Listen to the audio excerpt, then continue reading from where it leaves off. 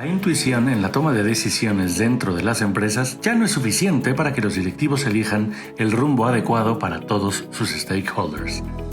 Los directores y la alta gerencia requieren desarrollar habilidades y competencias financieras enfocadas en todos los procesos de negocio, las relaciones corporativas, la estrategia e innovación que les permita saber cómo optimizar sus recursos financieros y maximizar su valor. El programa te ofrece prestigio académico, internacionalización, networking con visión ética y estratégica, además de una experiencia de una semana en Wharton en la Universidad de Pensilvania. La Maestría Internacional en Finanzas es una herramienta crucial para la alta dirección de toda empresa. Consolida tu futuro con una maestría de la UP.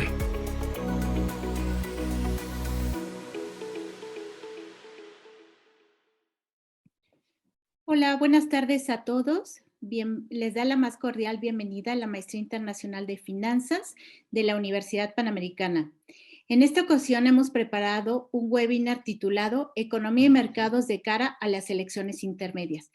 Y tenemos el gusto que el ponente sea el profesor Alfredo Huerta Chaboya. Me permito leer una breve semblanza de su gran trayectoria. Es ingeniero industrial egresado de la Universidad Panamericana con programa de alta dirección en el IPADE. Tiene experiencia de más de 32 años en el sector financiero en áreas de análisis y mesas de operación. Hoy es asesor financiero independiente en AddValue, empresa regulada por la Comisión Nacional Bancaria y de Valores. Participa activamente en medios de comunicación desde hace 26 años en Radio Fórmula y participó 7 años en Foro TV y ocasionalmente en Financiero Bloomberg. Tiene una columna en Finanzas 24 en el periódico 24 Horas desde hace más de 5 años y actualmente tenemos el gusto que forme parte de la planta docente de la Maestría Internacional de Finanzas. Alfredo, bienvenido y muchas gracias por aceptar la invitación a dar esta ponencia. Muchas gracias a ti, Roxana, a Daniela, a Daniel, y básicamente pues a todos los, a la propia Universidad Panamericana, desde luego, mi alma mater, ahí ya desde hace pues, casi 35, 40 años que estamos ahí, y ya varios años dando clases, pues muy contento de poder transmitir un poco lo que uno va aprendiendo y va reflejando en la vida diaria, ¿no? En la parte profesional. Hoy en día, esta Maestría Internacional de Finanzas, pues prácticamente abarca todo el tema de lo que es ya la globalización, ¿no? Donde hay una dependencia muy importante ya de flujos, no nada más en el ámbito de los intercambios comerciales, los tratados comerciales que día a día vamos escuchando, el propio tratado comercial con Estados Unidos y Canadá, sino también, por el otro lado, los flujos de mercados, ¿no? Que se vuelven relevantes. Hay ocasiones que hemos visto cómo a veces el ambiente político aquí en México, justamente para tema de inversiones, es negativo, y sin embargo pensamos y luego se comenta por qué el tipo de cambio no está en un nivel y al final está en otro. Todo ese tema tiene que ver justamente con un flujo de mercados, un flujo de recursos que viene dirigiéndose ya a nivel mundial, y México está globalizado. Hoy en día, bueno, es parte importante. Nosotros damos un poco el tema de mercados financieros, el tema de portafolios de inversión, el tema de análisis técnico, entre otros, que nos han permitido un poco el acercamiento y en la vida pues, más financiera, ¿no? Hacia todo el tema relativo de inversiones en general. Entonces, pues preparamos con gusto para todos ustedes esta presentación en la cual pues vamos a ver un poco la parte global, internacional, y después trataremos de ir a los principales eventos nacionales que al final pues van a dar con todo este tema, cómo está el estatus de las elecciones intermedias y posteriormente direccionado un poquito a los mercados.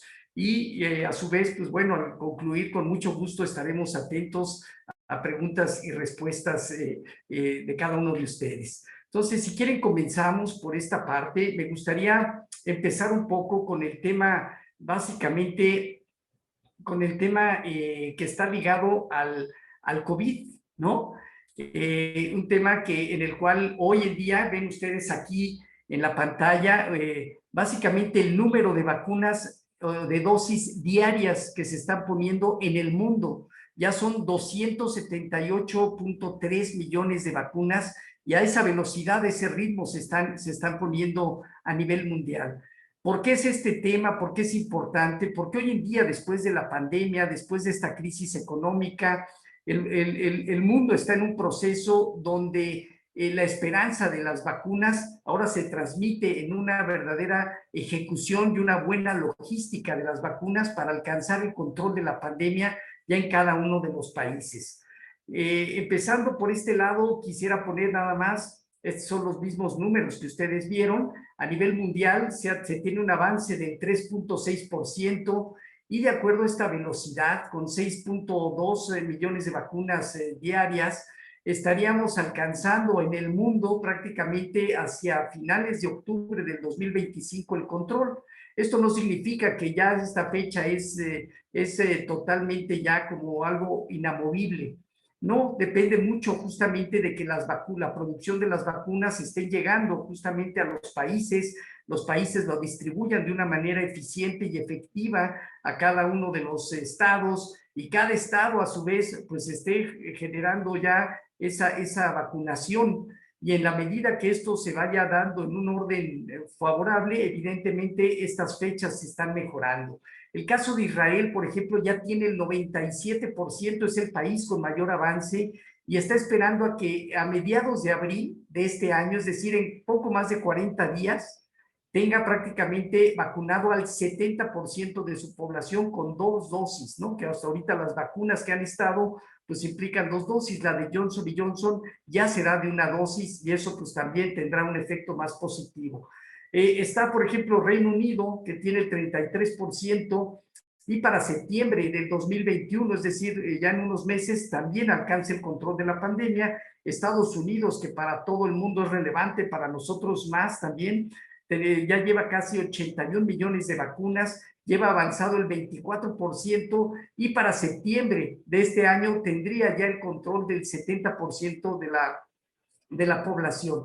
¿Qué significa este tema? Que bueno, si este paquete de estímulos que tanto hemos escuchado ya se aprueba, que esperemos que se apruebe antes del día 15, antes del día inclusive del día 14 de marzo, indiscutiblemente hay recursos ahí, cerca de 20,000 millones de dólares, que se van a utilizar para distribuir de manera más efectiva y rápida la vacuna, para que la población de manera más fácil pueda optar por ponérsela, y de alguna manera esta fecha se pueda reducir.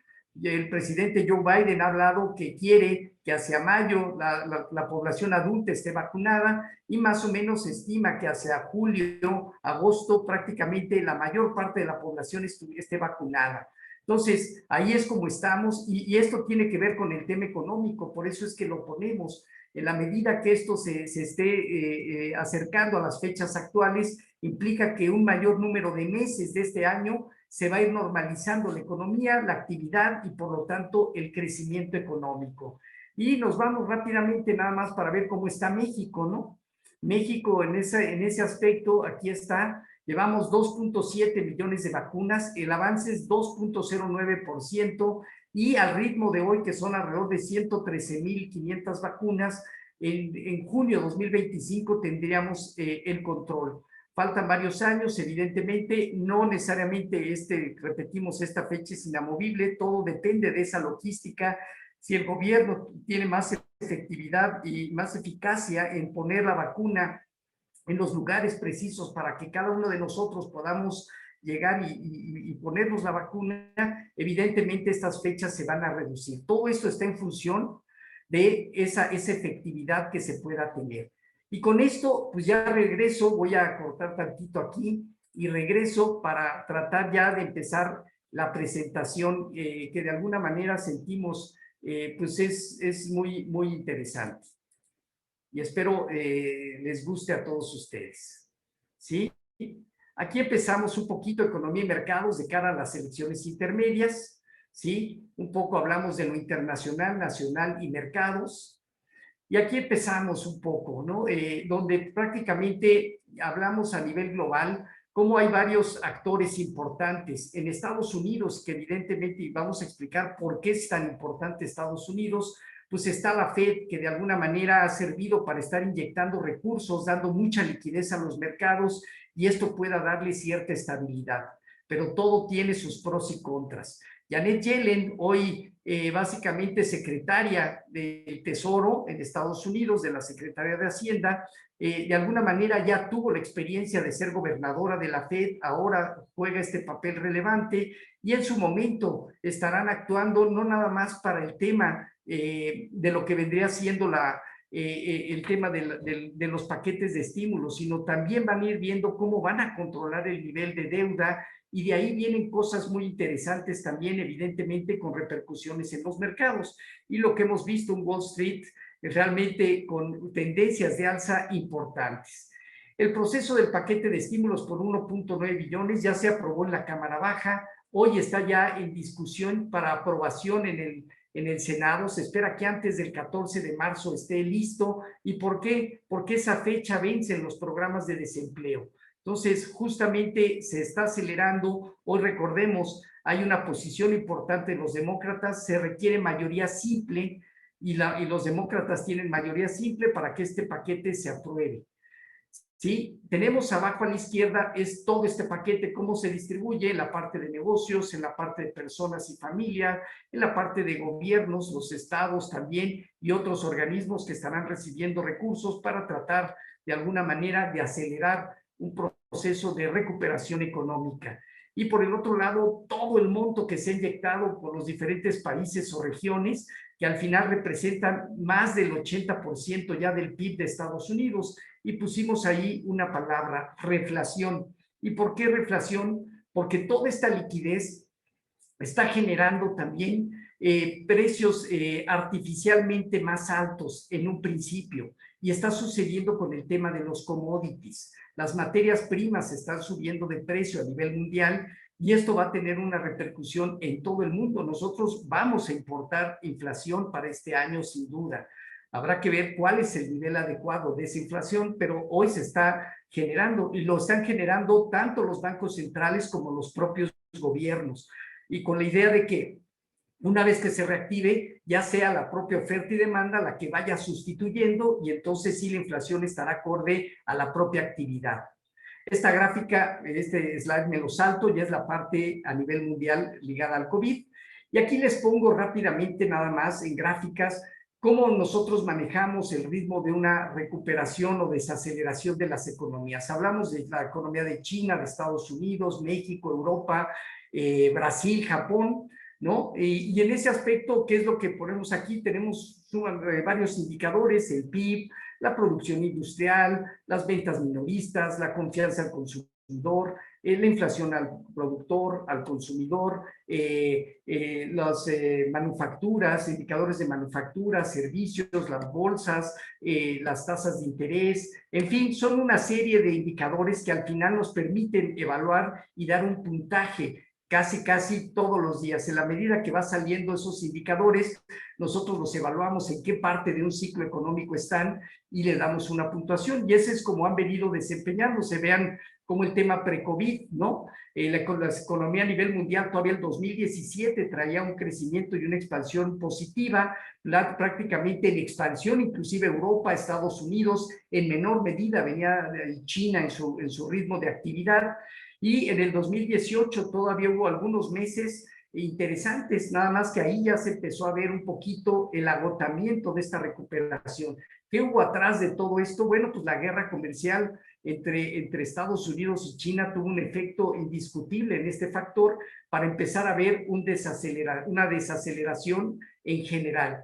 Sin embargo, bueno, las economías se estaban tratando de estabilizar. Cuando llega el efecto, sobre todo en China, China se anticipa un poco a través de los indicadores a toda esta parte, y de ahí viene ya después Estados Unidos y el resto del mundo, ¿no? Entramos en una etapa de contracción y hoy en día pues estamos resurgiendo. Por eso es que este indicador nos gusta mucho, porque vamos viendo a través de un gráfico cómo va el desempeño de las economías. Y va a ser interesante porque esta de Estados Unidos básicamente que ya trae una buena recuperación, todavía está en una zona de recuperación, no tanto de expansión, sino de recuperación. Estamos evaluando en qué momento se va a dar esa posibilidad de entrar a esta zona, ¿no? Hoy China y Estados Unidos son los países que más cerca están de ese proceso, pero hasta ahorita todavía no llegan a esos niveles.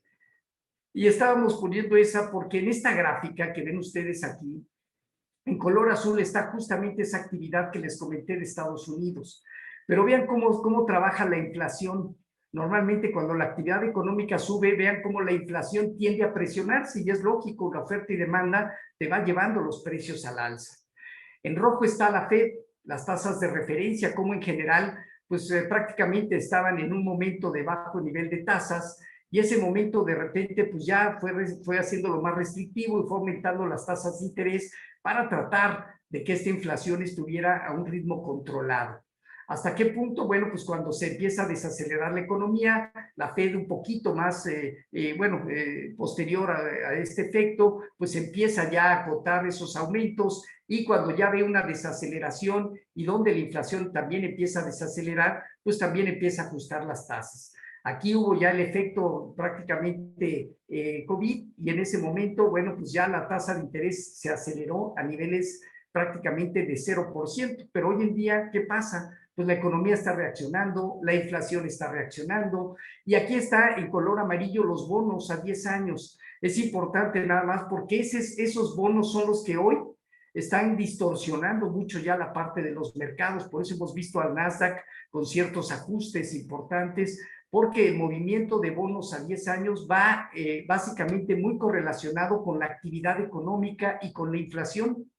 En algún momento siempre se anticipa a los anuncios de la Fed, y hoy en día no va a ser la excepción. Las tasas están subiendo de una manera quizá ordenada, hemos visto de repente semanas así de impulso, pero bueno, a nivel general aquí está básicamente cómo se ha movido el bono más líquido, y con los diferentes eventos, tanto de política monetaria, de los planes de estímulo, o Jerome Powell ahí también hablando. Sin embargo, vean cómo ya las tasas de interés han empezado a subir. Y aquí les pongo algunos precios de materias primas, ¿no? Los bases 100, cómo estaban en el 2019, cómo estaban en el 2020 y cómo están ahora. Y por ejemplo, el precio del petróleo está prácticamente 20% arriba de cómo estuvo prácticamente en el mismo mes de hace un año y hace 2 años. El precio del cobre está casi 50% arriba de cómo estaba en aquel entonces, ¿no? Hablamos mismo periodo, mismo mes, años pasados. Y vean la soja también, ¿no? Está 60% arriba. Es decir, las materias primas traen precios, evidentemente, tendencias al alza, que esto está generando estos riesgos inflacionarios que ven ustedes ahí, aquí. En la siguiente vienen ya varios commodities y hablamos de los metales, a excepción del oro y la plata, que están, el oro va con cierta baja este año, la plata también de uso también industrial, de alguna manera, pues está casi muy estable, y el cobre verdaderamente más industrial sí trae una tendencia al alza. Pero vean también los energéticos, el petróleo, el gas de alguna manera, y también la gasolina. Y si vamos a los agropecuarios, vean el maíz, vean el azúcar, vean la soja en general. Entonces, prácticamente gran parte de las materias primas van en aumento, y esto significa inflación. Y ese es un poco el tema o el temor, que la Fed ahorita ha tratado de disminuir un poquito los riesgos, pero los mercados se anticipan, y hoy creo que es lo que está sucediendo. Aquí les pongo nada más cómo puede ser es la gráfica de inflación a lo largo del 2018, 2019, 20 y 21 de Estados Unidos. Como básicamente la medida que llega al 2, un poco más de 2, la política monetaria ayuda, y cuando está acá abajo, pues también ayuda a disminuir, en fin, para darle un orden a la inflación. Hoy lo que sí sabemos es que vamos a tener meses deflacionarios comparativos de marzo, abril y mayo, ¿sí? Los cuales van a poder llevar la inflación de manera estadística pues muy por arriba de ese 2%, inclusive estos son promedios de los últimos 5 años que se tienen.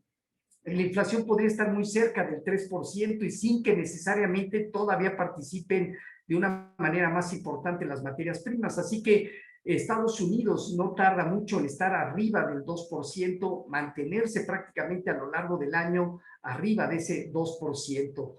Entonces, todo dependerá de la velocidad de la recuperación económica, de la normalización, para que esto tenga mayor efecto o menor efecto.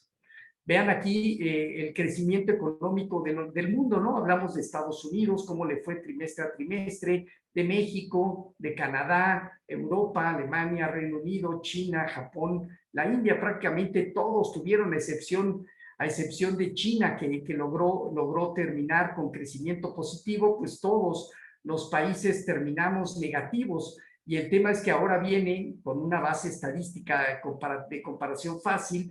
Evidentemente viene ya de acuerdo al Fondo Monetario, estos son datos estimados, que Estados Unidos pudiera crecer a ritmos de 5, nosotros arriba de 4, ojalá, Canadá alrededor del 3,6, Europa alrededor del 4, ¿sí? Alemania 3,5, Reino Unido 4,5, China 8%, Japón pueda crecer a tasas de 3, la India a tasas de 11, ¿no?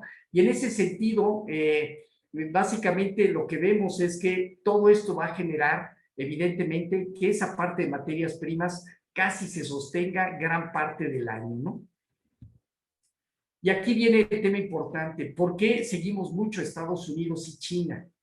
Aquí abajo les pongo, Estados Unidos y China representan el 48% del crecimiento mundial, mientras que el 52% es el resto del mundo. Es decir, tan solo estos dos países están representando el 48%. Por eso lo que sucede en Estados Unidos, lo que sucede en China, indiscutiblemente tiene un efecto inmediato en nuestras economías y en nuestro desempeño de los propios mercados.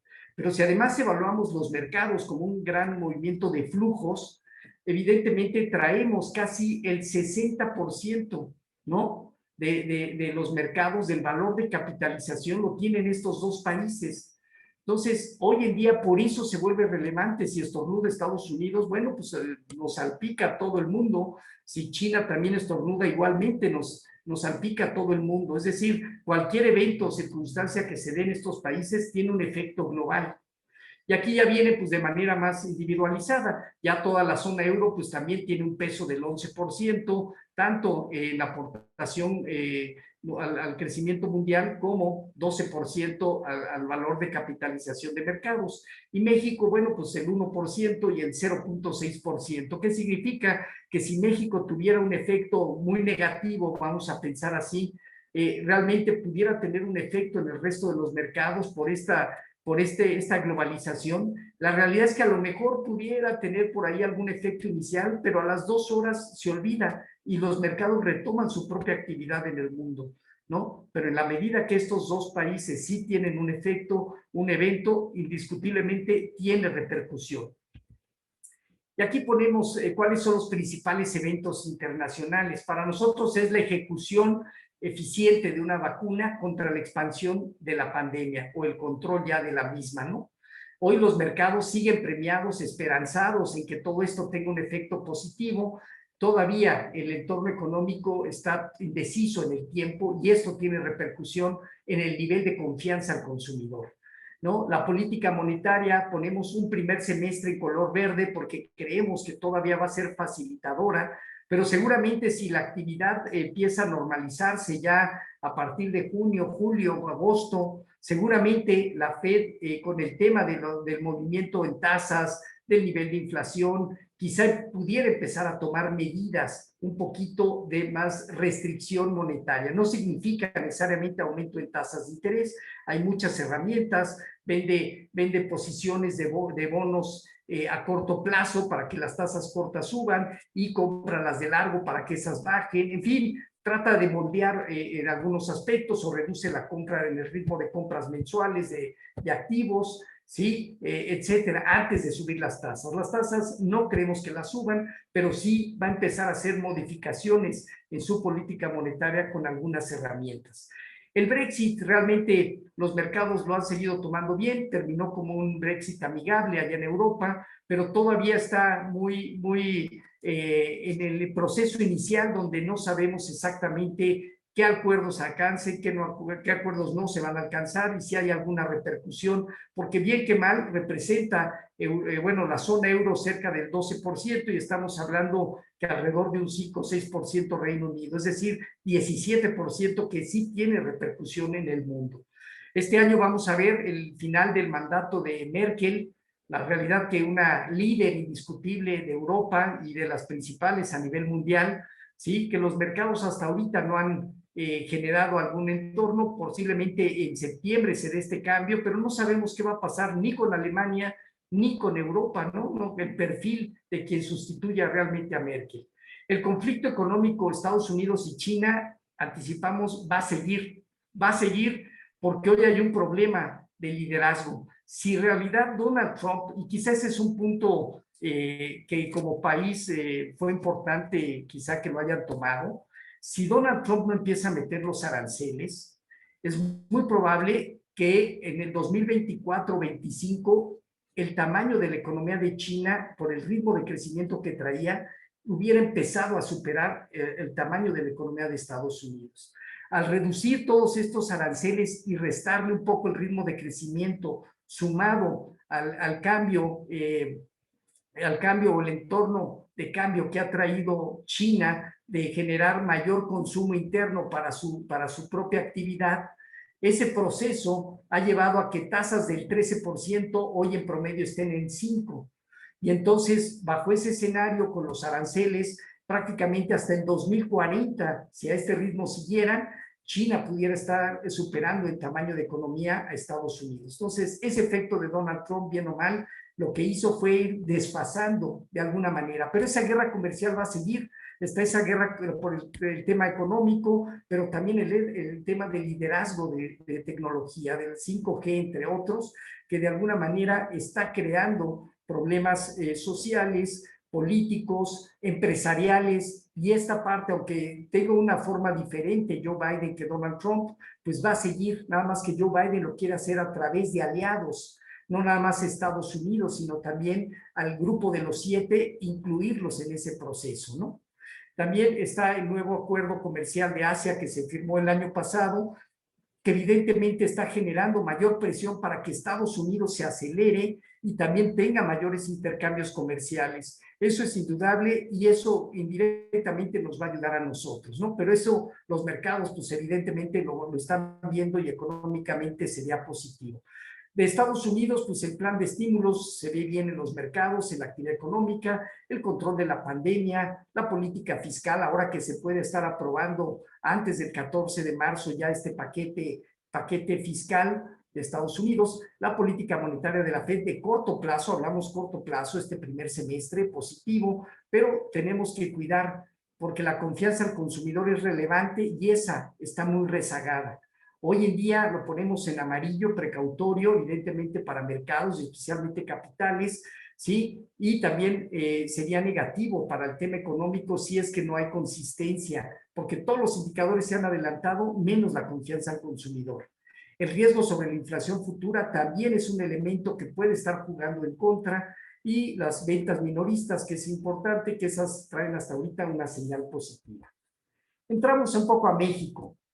Y empezamos con los diferentes eventos que se tienen. Si ustedes recuerdan, estaba la ley Banjico, una ley que en realidad estaba generando un problema para Banco de México, que tenía en teoría o iba a tener la obligación de comprar los dólares a todos los bancos que estuvieran en circulación nacional. Dólares que pueden ser por operaciones totalmente lícitas, pero también por operaciones ilícitas, ¿sí? Lavado de dinero, temas de terrorismo, etcétera, ¿no? Dicen, la verdad es que no es un tema de seguridad, pero se estima que hay más de 10,000 millones de dólares circulando en el mercado, en lo cual gran parte de eso puede ser de lavado de dinero. Entonces, el hecho que obligaran a Banco de México a adquirir esos dólares, pues indiscutiblemente generaba un problema hacia el exterior, que los bancos centrales a nivel mundial y principalmente la Fed, que están cuidando todo el tema del lavado de dinero en general, pues tuvieran un efecto en donde pudieran suspender un poco a Banco de México en sus operaciones, poder congelar las cuentas, en fin, una serie de cosas que internamente hubieran generado una distorsión. ¿Qué es lo que sucedió en este proceso donde se desfasó la posibilidad con los diputados de ver la ley Banxico hasta este año, motivó a que Hacienda, Banco de México, la Comisión Nacional Bancaria e inclusive la Secretaría de Relaciones Exteriores se movieran y implantaron el programa de bancarización a migrantes. Ese era el pretexto político que se traía, que los migrantes tenían un maltrato y que los dólares en efectivo que llegaban aquí pues estaban prácticamente sacrificando mucho un tipo de cambio pues demasiado castigado para ellos, ¿no? Entonces, bajo esa base, lo que se hizo fue que el Banco del Bienestar va a poder abrir cuentas a los migrantes allá en Estados Unidos a través de su propia página, y cuando esos migrantes vengan a México, estando en fronteras, ¿no? Estando ya en territorio nacional, bancos comerciales, hay 32 de los 49 que sí tienen la operación cotidiana de compraventa de dólares, y esos bancos también van a poder estar abriendo cuentas, evidentemente con el contacto y comunicación de Banco de México. Asimismo, también el banco, este instituto para devolver al pueblo lo robado, ¿sí? Lo que era el SAE antes, ¿sí? También a la hora que se adjudica por diferentes situaciones, también temas inmobiliarios, recursos, monedas, liquidez, hay muchos dólares que también se adjudican. Esos dólares también se les va a buscar dar un tratamiento judicial, un proceso judicial, que posteriormente a eso pudieran incorporarlos dentro de la formalidad, pero básicamente para exportarlos y regresarlos a Estados Unidos. En fin, ese tema se está trabajando, y esta ley se está desarticulando desde nuestro punto de vista. Ese tema que era verdaderamente importante, hoy en día está diciendo aquellos políticos que quisieron impulsarla, hoy no hay esas condiciones y muy probablemente no va a pasar, pero hoy no sabemos todavía con todo lo que estamos viendo. Está lo de la reforma eléctrica, lo que se aprobó de la reforma eléctrica. Aquí lo que sucedió es que se va a dejar de dar prioridad a energías limpias y baratas, y se va a dar prioridad a las plantas generadoras de electricidad de la Comisión Federal de Electricidad, que en algunos casos pues será más cara y contaminantes. Sin duda alguna, pues hay riesgos sobre las inversiones, hay desplazamiento de centrales eléctricas y solares, ¿no? De alguna manera, vamos a ver seguramente amparos, ¿sí? Ya sea de cualquier persona físico o moral, ¿no? Inclusive podrían existir violaciones a los tratados comerciales que hoy tenemos, que es el TIMEC y el Transpacífico, que de alguna manera Estados Unidos regresará a y sin lugar a dudas nos va a meter un poco en cintura, ¿no? Entonces, bajo esa base, hoy se dio un paso desde luego con un efecto negativo, así lo percibimos, y de alguna manera pues pudieran ser entre los amparos, la inconstitucionalidad y los problemas que se pueden generar a través del TIMEC y el TPP, el que pudieran ir frenando esa dinámica. Vamos a ver qué sucede. Hoy en día pues dieron ya ese golpe a la confianza y certidumbre jurídica. El otro es el tema de la reforma del outsourcing, que también viene en puerta, ¿no? Ya el propio procurador fiscal volvió a ratificar que antes de que termine la sesión ordinaria, el periodo ordinario de sesiones en el Congreso, se va a atacar este tema. Este tema hoy tiene alrededor de 4.7 millones de personas que trabajan bajo un sistema de outsourcing. Los principales sectores es el sector financiero y de seguros, el corporativo, pero también está telecomunicaciones, minería, comercio mayorista, entre otros. ¿Qué estados son los que más se perjudicarían? Los estados que están ligados al turismo, en este caso Baja California Sur, y bueno, la Ciudad de México, también está por ahí Quintana Roo, ¿no? Que en este caso se me pasó aquí quizá, pero también está Quintana Roo. Se vuelven estados relevantes, ¿no? Y hablamos de Cancún, hablamos de Los Cabos y lógicamente la importancia de la Ciudad de México, entre otras cosas, ¿no? Entonces, este tema también va a ser importante porque de aquí lo que se comenta o se dice es que al final pudiera haber una repercusión en menor número de contrataciones futuras, y de estos 4.7, si se llega a modificar, se podría perder alrededor del 30% de empleos. Hablamos prácticamente 1 millón de empleos que le va a costar más al gobierno tratar de recuperarlos. Hablamos de CFE, ¿qué está pasando con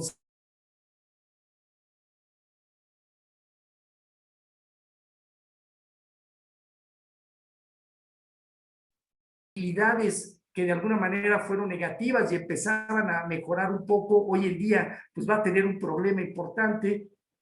Su flujo operativo de alguna manera también se está desacelerando. Los márgenes con los que normalmente trabajan para ver la rentabilidad se están cayendo. La rentabilidad sobre activos, sobre capital, pues ya están negativos. Su nivel de deuda, 1,635 millones de pesos, los que hoy debe Pemex en el mercado, y entre otras cosas. Entonces, hoy sin duda no está a la par de un Pemex, pero evidentemente su productividad pues está cada vez teniendo una productividad menor. Es decir, en ese aspecto el gobierno lo que quiere hacer es ayudarle a recuperar ingresos a través de este cambio, de esta reforma que fue al final es una ley, ¿no? Y sí que necesariamente genere mayor productividad y competitividad. Ese es el problema que hoy tiene y que al cual se va a someter CFE y tardará tiempo si es que la quieren hacer eficiente para que pueda lograrlo. Y luego Pemex, ¿no? Que por cierto, pues en algún momento, bueno, se han ratificado las calificaciones de Pemex, en este caso por Standard & Poor's fue la última, pero recientemente vimos cómo Pemex prescindió ya de la calificación de Fitch. Fitch ya la traía un grado especulativo, ¿no? Un grado especulativo chatarra por su crisis económica y de manera aislada, ¿no? Es decir, Pemex depende totalmente ya del gobierno federal. Los ingresos prácticamente vienen de más a menos. Sus utilidades, si se fijan, prácticamente ha venido perdiendo de manera consistente, salvo este trimestre. Ha estado perdiendo dinero mes a mes, está cerca de 1 billón de pesos ya desde que la administración actual tomó Pemex como responsabilidad las pérdidas. Su nivel de flujo operativo pues se ha venido ya constante, pero más, o sea, ajustando muchísimo. Sus márgenes se han caído, sus rentabilidades son negativas y hoy debe 113 mil millones de dólares. Importante, 113 mil millones de dólares. Este año tiene que rendir cerca de 19 mil millones de dólares. Y ya, lógicamente, el gobierno ya fundió un poco, alrededor de 32 mil millones de pesos, más todo el crédito fiscal de cobrarle menos impuestos a Pemex, estarán ayudando. Pero ¿qué tanto Pemex, la verdad, va a seguir con un tema de insolvencia por sí mismo, ¿no? Entonces, el gobierno se vuelve dependiente y eso en el tiempo pues va deteriorando, lógicamente, las finanzas públicas. Aquí está en gráfico cómo están las calificaciones. Cuando hablamos de grado de inversión, hablamos de una capacidad de las empresas o del gobierno para solventar su deuda, ¿sí? Desde la mayor calificación crediticia hasta una adecuada calificación que pertenece al grado de inversión. Vean cómo ya el caso de Fitch ya tenían doble B-, totalmente en grado especulativo, basura, ¿sí? Y el caso de Moody's también. CFE todavía está en color negro. Sí, CFE lo tiene aquí, donde básicamente pues viene todavía en grado de inversión, igual que el gobierno, la calidad crediticia soberana, ¿no? Del país. Sin embargo, bueno, pues ya Fitch prácticamente oficialmente ya no podrá dar, pero sí lo que acaba de anunciar es que él va a seguir analizando, evaluando a Pemex, ¿no? Aquí hablamos de los temas más relevantes nada más, y con eso ya vamos a ir entrando a la parte de las elecciones. ¿Sí? La inversión extranjera directa, la inversión pública y privada. Vean ustedes cómo la inversión extranjera directa ha venido de más a menos. Se han caído las nuevas inversiones, se ha caído la reinversión de utilidades y solamente se ha mantenido el intercambio de recursos con sus matrices, las empresas que están aquí en México. Hoy en día la mayor inversión extranjera directa está en el sector de manufactura, luego está en el sector financiero, en transporte, comercio, minería, ¿no? Y hablamos de todo esto y telecomunicaciones, porque aquí, lógicamente, también otro de los temas que van a ir con todo esto es que nuestros socios más grandes de inversión extranjera directa, pues resulta ser Estados Unidos, indiscutiblemente, y Canadá. Juntos tienen el 53% socios del TMEC, con el que ahora se van a enfrentar en México con este tema de la reforma eléctrica. Entonces, por aquí nos van a seguir imitando en inversión extranjera directa si es que las condiciones y la certeza jurídica no mejoran. El otro es la inversión pública y privada. La verdad es que cada vez el gobierno está invirtiendo menos, ¿no? Está generando más por el lado de programas sociales, invirtiendo menos con respecto al PIB y hace esto más difícil la reactivación económica. Y vean cómo va en caída la inversión privada, se está cayendo, es decir, el ritmo de crecimiento cada vez es menor. Si no hay confianza, pues no hay inversiones. Y la suma de estas dos, evidentemente, te va llevando a esto, que al final sigue siendo una caída. ¿Qué significa este tema? Que en la etapa de Felipe Calderón, inclusive con Enrique Peña Nieto y Vicente Fox, la inversión pública privada, la suma, al menos estaba entre 20 y hasta 23% del PIB. Y eso nos daba para crecer a ritmos del 2%, ¿no? 2,5%, veíamos ahí, decíamos y nos quejábamos de ese crecimiento económico. Hoy estamos en 17,9 y en caída. Entonces, hoy vamos a crecer, en 2021 sí vamos a crecer, pero vamos a crecer porque el 2020 fue muy malo y porque la actividad económica en Estados Unidos nos va a ayudar en el impulso. Pero definitivamente la parte local va a seguir prácticamente con la reinversión de utilidades mínima e indispensable para mantener la operación, pero no va a haber nuevas inversiones, al menos en este primer semestre del año. Y aquí les puse nada más una información en cuanto a afiliados al IMSS, y en color azul está la etapa del 2008 al 2010, que fue cuando se dio la crisis subprime, cuando tuvimos el tema de la influenza. En aquel entonces el gobierno de Felipe Calderón invirtió casi el 6% del PIB.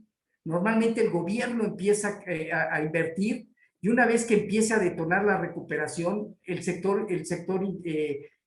privado es el que entra a ratificar y entonces ya se va revolucionando y se va reactivando la economía en mayor medida, ¿sí? 6%, hoy es 2,7%, o sea, hoy no hay, vemos las caídas en cuanto a desempleo, pues fue más acelerado evidentemente este último, pero prácticamente los mismos ritmos. Y vean nada más la recuperación del empleo que se tuvo con Felipe Calderón. Dudamos nosotros, y ahorita lo vamos a ver con los estimados propios que dio a conocer hoy Banco de México, que esa recuperación pueda tener esa velocidad. ¿Sí? En inversión nada más de tenencia de extranjeros, vean, cualquier volatilidad, hoy en día 80,000 millones de dólares están en bonos gubernamentales, es el 42% de las reservas internacionales. Esa volatilidad nos va a llevar a tipos de cambio altos y bajos a nivel general, ¿sí? Y aquí está lo interesante, ¿sí? Las elecciones 2021. Y en este proceso, básicamente, lo que se quiere o está en disputa es si el gobierno y aliados tienen más del 50% como mayoría simple o hasta el 67% con mayoría calificada. Esta parte de abajo es el Congreso.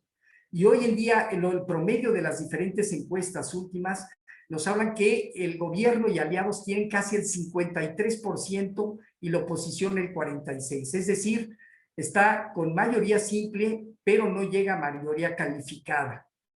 Esto es bueno, ¿no? Para un equilibrio, pues la realidad es que es bueno, pero quizá no suficiente. Todavía pues se tiene que trabajar mucho para que este dato esté por debajo del 50% y verdaderamente haya un equilibrio.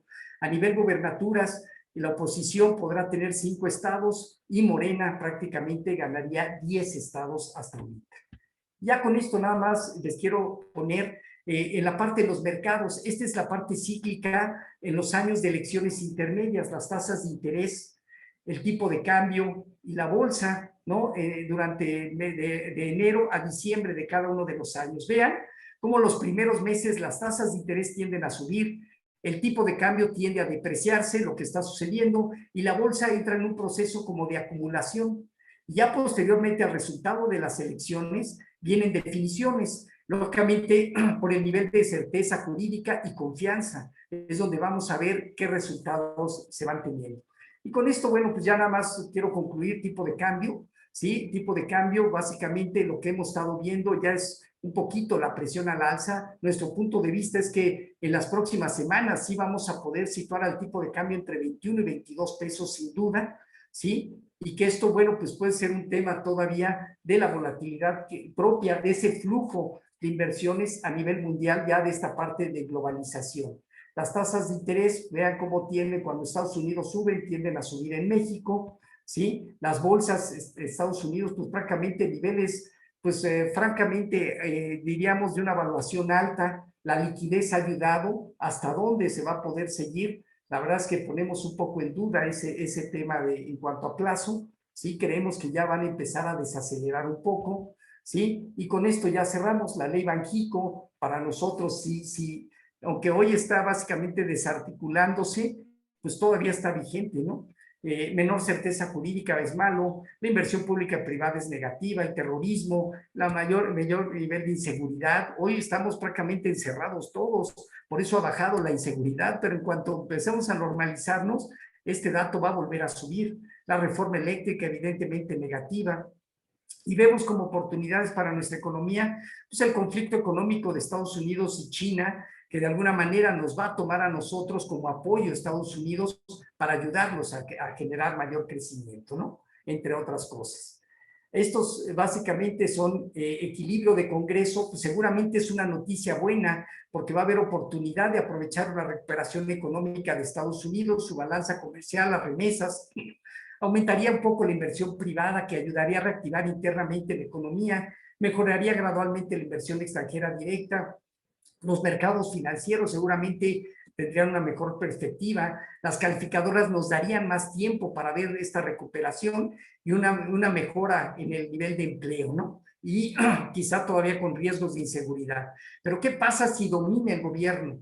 Pues va a haber mayor caída en el nivel de confianza, la economía no va a tener ese sostenimiento y seguramente vamos a crecer 2021, pero en 2022 vamos a perder mucha fuerza, ajuste en la inversión privada todavía más, salida de flujos de inversión adicionales, el nivel de desempleo aumentará, los riesgos de salida de inversión extranjera directa, deterioro de variables macroeconómicas. Ya en enero tuvimos menores ingresos de los que tenía presupuestados el gobierno, ¿sí? Ajuste a la baja en las calificaciones soberanas. Fitch seguramente nos va a quitar el grado de inversión, nos llevará a grado especulativo, la visión negativa de la economía, deterioro de un sector inmobiliario, pérdidas de más empleos, mayor nivel de inseguridad, y lógicamente volatilidad en la parte de los mercados. Estos datos los dio a conocer Banco de México hoy, elementos que pueden generar bajas en la condición económica o mejor confianza para también generar mejores expectativas, ¿no?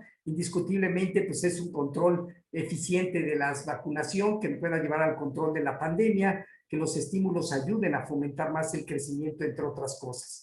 Y aquí tenemos básicamente lo que hoy dio a conocer Banco de México. Banco de México espera que la economía crezca entre 2.8 y hasta 6.7, la verdad muy abierto. Esto nos lleva un promedio de 4.75. En septiembre decía que íbamos a crecer a 3, ahorita está un poco más optimista, pero vean la generación de empleos nada más como dato. Perdimos de marzo a enero 790,000 empleos ya. Hoy en día estaremos dispuestos a generar o contribuir, si todo va a 400,000, es decir, va a haber un déficit de empleos, ¿no? Del año pasado. Va a costar mucho trabajo. Por eso el tema de las elecciones va a ser relevante en las elecciones intermedias, ¿no? La inflación pues está viendo un poquito de mayor perspectiva y un tipo de cambio, fíjense cómo de 22 lo bajó a 20.30. La verdad es que yo dudo mucho en este nivel. La verdad no creo que esté en este nivel. Yo creo que poco a poco se va a ir revisando estas condiciones. ¿Qué pasa? Y nada más con esto ya también terminamos. Hoy en día la Junta de Gobierno está formada por el gobernador Alejandro Díaz de León y 4 subgobernadores. Pero resulta que Gerardo Esquivel, Jonathan Heath y Galia Borja han sido recomendados ya por la presente administración. Hoy, quizá a diferencia de Jonathan Heath, prácticamente estamos viendo un sesgo más lax, de una política monetaria más laxa, ¿no? Entonces, hoy en día ese puede ser un tema. Creo que Banco de México está perdiendo un poco de una visión que teníamos de ellos de una manera totalmente autónoma, de una manera de imagen muy profesional. No quita todavía este efecto, evidentemente, pero el tener ya un dominio claro cuando puedes tener ciertas discusiones en función de lo que mejor genere a los objetivos, que es la parte de inflación, ¿no? El control de un tipo de cambio que indirectamente genera inflación, etcétera, pues puede conducir a que pueden llevar las tasas todavía más abajo, cuando en realidad quizá vamos a tener presiones externas que al final nos van a generar otra vez rebotes al alza. Eso es lo que vamos a estar viendo un poquito de Banco de México. Ya nuestras expectativas es que este año crezcamos al 4, pero el 2022 no vamos a tener esa capacidad si no hay un equilibrio en lo que viene siendo el Congreso. La inflación hoy va a estar más cercana a la parte alta de Banco de México, el tipo de cambio lo vemos arriba de 21 pesos nosotros para cierre de año, el fondeo sí va a estar limitado porque la Fed lo va a tener muy limitado, ¿sí? Y el PIB de Estados Unidos creciendo a ritmos entre el 4 y 4,5, muy bueno para Estados Unidos, y 3% ya el próximo año. Y ya, pues con esto prácticamente terminamos. Yo le doy las gracias pues a todos los maestros, doctores y todo que nos han apoyado para estar presentes en este webinar con todos ustedes. Sí, esta maestría internacional de finanzas, la verdad es que es muy interesante porque todo esto lo vemos en clase y vemos cómo se aplica en la vida diaria a nivel de empresas, a nivel de mercados, y eso pues nos ayuda un poquito a ver todo este tema ligado ya a la realidad cotidiana de cada uno. Pues sin más ni más, yo les agradezco y estoy atento evidentemente a preguntas de ustedes. Muchas gracias, Alfredo. Sí, de hecho ya tenemos algunas preguntas, bastantes preguntas en el chat. Si quieres, te voy haciendo una por una, y si no nos da tiempo de contestar todas, ¿te parece si después te las hacemos llegar para que nos ayudes a responderlas y con mucho gusto se las enviamos a todos? ¿Vale? Claro que sí, muchas Mira, gracias. Angélica María Lara nos pregunta, ¿de qué depende que Israel tenga un porcentaje tan alto de vacunación? Pues digo, es muy fácil. La verdad es que el gobierno se puso las pilas desde un principio, supo negociar muy anticipadamente con las farmacéuticas, quizá con riesgos de que esas farmacéuticas no fueran exitosas en la vacunación. Sin embargo, bueno, se anticipó mucho y hoy le da esa ventaja. Reino Unido, si hubiera estado con la Unión Europea, estaría ligado todavía a esperar hasta el 2022, 2023. Sin embargo, también se anticipó, y Estados Unidos, pues el dominio que tiene lo está haciendo exclusivo en muchas de ellas. Por eso estos países están teniendo esa oportunidad, y el resto, como nosotros, pues estamos básicamente en la fila para poder tener las vacunas y poder tener ya la ejecución de las mismas. Gracias. Bueno, en general te están felicitando mucho. Dicen que excelente presentación, les gustó bastante lo que nos compartiste. Muchas gracias. Dice, por ejemplo, Juan Pablo Sánchez. Una de sus preguntas dice, ¿cuál es el impacto de los estímulos fiscales de Estados Unidos en la economía mexicana? Si nos podrías. Bueno, de manera muy rápida, el que Estados Unidos otorgue apoyos a personas, a familias, indiscutiblemente va a tener un efecto también en el nivel de remesas. Las remesas van a seguir. Si la economía de Estados Unidos mantiene un buen ritmo, las remesas van a seguir. Por ese lado, yo creo que vamos a tener de alguna manera beneficios. Y si va direccionado a pequeñas empresas que de alguna manera, esa es la idea, pues la propia actividad económica va a llevar a que la reactivación y el intercambio comercial de Estados Unidos sea mayor, y México pues prácticamente hoy es el segundo socio, pero con una tendencia creciente respecto a China, que es el primero, pero una tendencia decreciente en ese aspecto, ¿no? Luego tenemos otra pregunta de Alberto Ortiz. Nos pregunta que si en caso de que Morena tenga la mayoría en el Congreso, ¿qué tipo de cambio se estima para el segundo semestre del año? Bueno, ahí pusimos estadísticas nada más para que ustedes vean en función de cómo se va el desempeño de las elecciones intermedias. Estos son datos estadísticos, pero mi punto de vista es que se va a seguir deteriorando la economía. Aquí lo importante no es, y volvemos un tema a la parte de globalización, vamos a depender de los flujos de mercados, de los intercambios comerciales. Entonces, por un lado, vamos a tener quizá una actividad de Estados Unidos positiva, con un ambiente muy negativo en México, si ese es el resultado, ¿no? Sin embargo, en la medida que se deteriore, haya un mayor déficit fiscal, ¿no? Un nivel de endeudamiento mayor, donde los ingresos presupuestales del gobierno evidentemente vayan a la baja, y también los gastos. En eso ha sido disciplinado, pero de por sí está controlando mucho los gastos, el recurso se va a los programas. Entonces, no hay realmente un recurso que vaya dirigido para reactivar de manera eficiente la economía. Entonces, sin duda, en la medida que se vaya deteriorando eso, pues vamos a ir viendo, yo creo que un tipo de cambio 21-22 va a estar en ese rango sin duda. Y seguramente en ese contexto, de una vez lo comentamos, desde el segundo semestre van a trabajar en una reforma fiscal. Van a buscar cómo generar mayores ingresos a partir del 2022.